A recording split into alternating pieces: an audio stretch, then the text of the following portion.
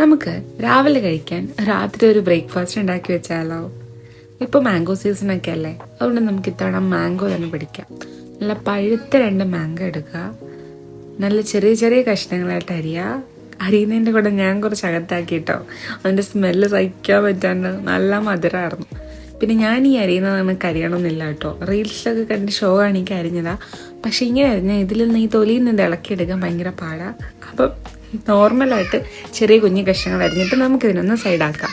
അപ്പോൾ നമ്മുടെ ബ്രേക്ക്ഫാസ്റ്റ് എന്താണെന്ന് വെച്ചാൽ മാംഗോ ഓവർനൈറ്റ്സ് ഓട്സ് ആണ്. ഇതിന് വേണ്ടിയിട്ട് ഒരു ബൗൾ എടുക്കുക, അതിലേക്ക് നിങ്ങളുടെ കയ്യിൽ എന്തൊക്കെ സീഡ്സ് ഉണ്ട്, നട്ട്സ് ഉണ്ട്, അതെല്ലാം ആഡ് ചെയ്യാം. എൻ്റെ കയ്യിലുള്ളതൊക്കെയാണ് ഞാനിവിടെ ആഡ് ചെയ്തിരിക്കുന്നത്. ചിയ സീഡ്സ് കുറച്ച് കൂടുതൽ ആഡ് ചെയ്തോ, അപ്പോൾ അതാണ് ഇതിനൊരു തിക്ക് കൺസിസ്റ്റൻസി കൊടുക്കുന്നത്.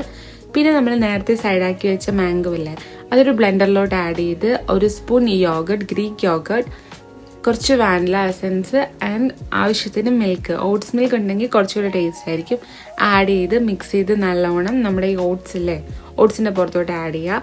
അത് കഴിഞ്ഞിട്ട് കോക്കനട്ട് മിൽക്കാണ് ഞാനിവിടെ ആഡ് ചെയ്തിരിക്കുന്നത്. നമ്മുടെ വീട്ടിൽ തന്നെയുള്ള കോക്കനട്ട് മിൽക്ക് എടുത്താൽ കുറച്ചുകൂടെ നല്ല ടേസ്റ്റ് ഉണ്ടാവും, കുറച്ചുകൂടെ ക്രീം ആഡ് ആയിരിക്കും. ഇതിപ്പോൾ ഉള്ളത് ആഡ് ചെയ്ത് നല്ലോണം ഈ ഒരു കൺസിസ്റ്റൻസിയിൽ, ഇങ്ങനെ മൂവിങ് ആയിട്ടുള്ളൊരു കൺസിസ്റ്റൻസിയിൽ വേണം ഫ്രിഡ്ജിൽ വയ്ക്കാൻ.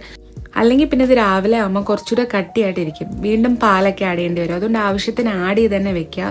പിന്നെ നമുക്ക് ആ മാംഗോയുടെ ഫ്ലേവർ കുറച്ചുകൂടെ കൂടുതൽ കിട്ടാൻ വേണ്ടി ഞാൻ കുറച്ച് മാംഗോ കൂടെ കട്ട് ചെയ്ത് മുകളിൽ ഇട്ടിട്ടുണ്ട്.